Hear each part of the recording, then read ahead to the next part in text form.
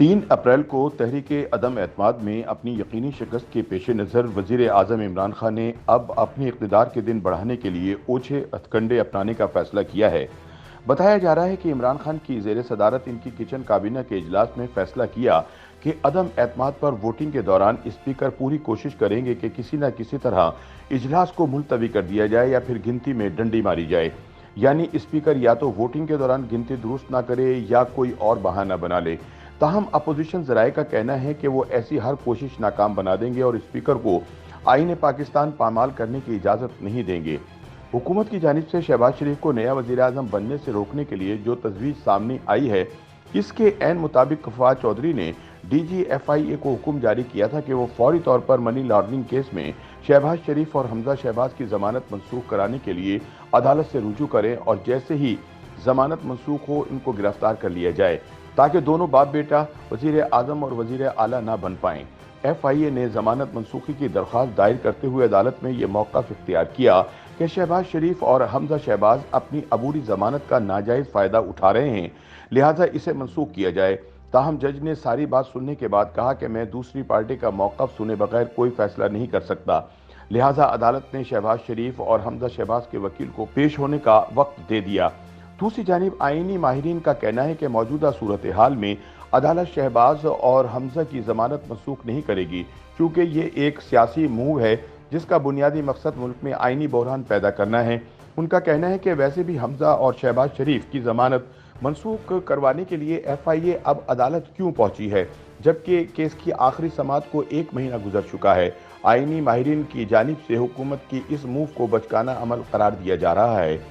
बताया गया है कि वज़ीर आज़म की किचन काबीना ने एक तीसरी तजवीज़ भी दी, जिसके मुताबिक मुल्क में लॉ एंड ऑर्डर की सूरत हाल पैदा करके एमरजेंसी नाफिज की जाए। चौथी तजवीज़ के तहत फवाद चौधरी ने वज़ीर कानून बनते ही एक कमीशन कायम करने का हुक्म दिया है, जिसका बुनियादी मकसद पाकिस्तान को अमेरिका की जानिब से मिलने वाली धमकी की तहकीकात के लिए कमीशन कायम करना है। साबिक वफाकी वज़ीर फैसल वावड़ा पहले ही ये बयान दाग चुके हैं कि गैर मुल्की ताकतों से मिलकर एक मुंतखब हुकूमत ख़त्म करने की साजिश के इल्ज़ाम में अपोजिशन क़यादत को आर्टिकल 6 के तहत कार्रवाई करते हुए गिरफ्तार किया जा सकता है। वज़ीर आज़म की ज़ेर सदारत किचन काबीना ने एक और अजीब व गरीब तजवीज़ भी दी, जिसके तहत सदर आरिफ अलवी इमरान खान के खिलाफ तहरीक अदम एतमाद कामयाब हो जाने के बावजूद आइन के आर्टिकल 94 के तहत नए वज़ीर आज़म के इंतखाब तक बतौर वज़ीर आज़म काम जारी रखने का हुक्म दे सकते हैं। वफाकी वज़ीर दाखिला शेख रशीद ने भी ये बयान कर दिया है कि इमरान नए वज़ीर आज़म के इंतखाब तक वज़ीर आज़म के ओहदे पर फाइज रह सकते हैं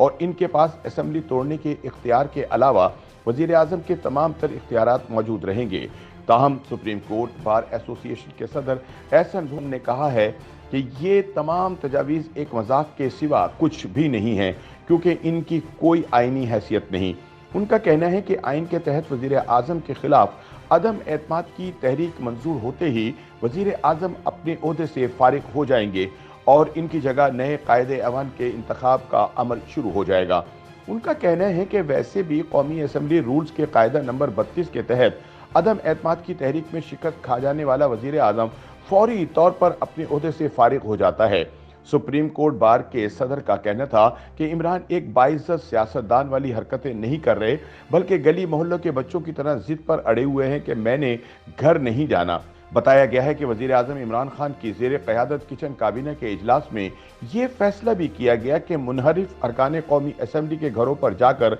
इनके खिलाफ नारे लगाए जाएं और दबाव डाला जाए। इसके अलावा आइनी इदारों पर PTI की हिमायत के लिए दबाव डाला जाए। ज़राए ने बताया कि इस इजलास में अटॉर्नी जनरल और स्पीकर को भी बुलाया गया था, लेकिन अटॉर्नी जनरल खालिद जावेद खान ने उन तजावीज़ की मुखालफत करते हुए वज़ीर आज़म को इस्तीफ़ा देने का मशवरा दिया।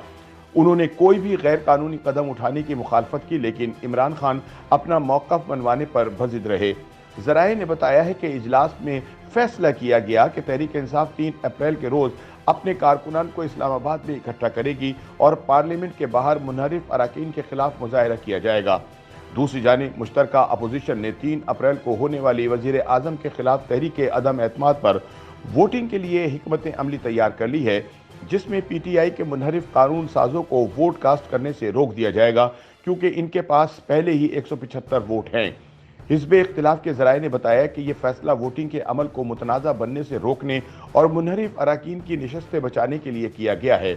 याद रहे कि वफाकी हुकूमत ने आइन के आर्टिकल 63A की तशरीह के लिए सुप्रीम कोर्ट में सदारती रेफरेंस दायर कर रखा है, जो कानून साजों की नाअहली से मुतालिक है। अपोजिशन की जानिब से वाज़ा की गई हिकमत अमली के मुताबिक PTI के मुनहरिफ अरकान को पार्लियामेंट हाउस में लाया जाएगा, लेकिन वो वोटिंग के अमल में हिस्सा नहीं लेंगे और इनके वोट सिर्फ इस सूरत में डाले जाएंगे जब मतलूबा वोटों की तादाद कम होती नजर आए। याद रहे कि हिज़्ब इख्तिलाफ की जमातों ने वज़ीर आज़म इमरान खान के खिलाफ कौमी असम्बली में तहरीक अदम एतमाद जमा करवाने के बाद अददी एतबार से बज़ाहिर वाज़े बरतरी हासिल कर ली है और इस हवाले से होने वाली वोटिंग में मुमकिना तौर पर इमरान खान की वजारत उज़्मा ख़त्म हो सकती है। इतवार 3 अप्रैल को कौमी असम्बली के 342 नशस्तों वाले ऐवान ज़री में तहरीक अदम एतमाद पर वोटिंग का इनकाद होगा, जहां अगर इमरान खान के खिलाफ कम अज़ कम 172 अरकान वोट डाल दें तो इनकी वजारत उज़्मा खत्म हो जाएगी।